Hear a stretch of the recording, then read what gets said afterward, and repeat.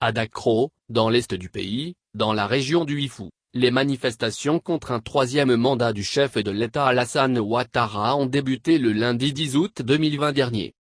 Ces manifestations des jeunes de l'opposition contre la candidature du président de la République à un troisième mandat ont dégénéré et se sont transformées en conflits communautaires. Ces manifestations se sont amplifiées lorsque l'opposition et la société civile ont annoncé une marche le jeudi 13 août 2020.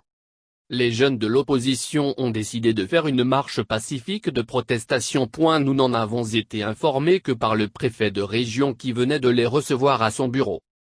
Selon les informations en notre possession, au cours de cette marche, les manifestants ont reçu des projectiles par certaines personnes au niveau de la gare routière. Faut-il rappeler que l'on dénombre au moins 3 morts après ces violentes manifestations dans la capitale de la région de l'Ifu. Ces affrontements en communauté à Dacro, loin d'être terminés, ont entraîné la réaction des élus et cadres de la région. Dans une déclaration parvenue à Kouassi, les élus de Dacro informent que lorsque les manifestations ont éclaté, ils ont aussitôt dans un premier temps initié une rencontre avec les responsables malinqués.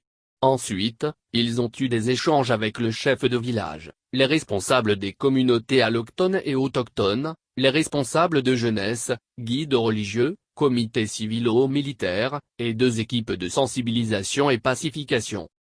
Nous nous sommes accordés à ne pas accuser et se justifier. Dans la soirée, nous sommes informés de l'attaque de la maison du PDC et de l'augmentation de la tension. Le lendemain, nous avons appris que les jeunes de l'opposition ont donné la réplique en allant visiter la maison du RHDP. Constat fait par le préfet de police adjoint de Yamoussoukro et le commissaire de Dacro.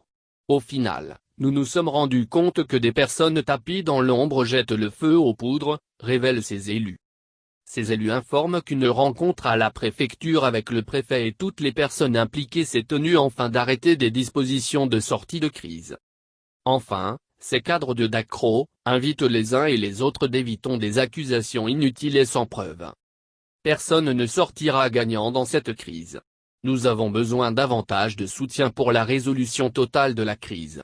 Désarmons nos cœurs et avançons ensemble dans la paix et la cohésion, ont-ils indiqué.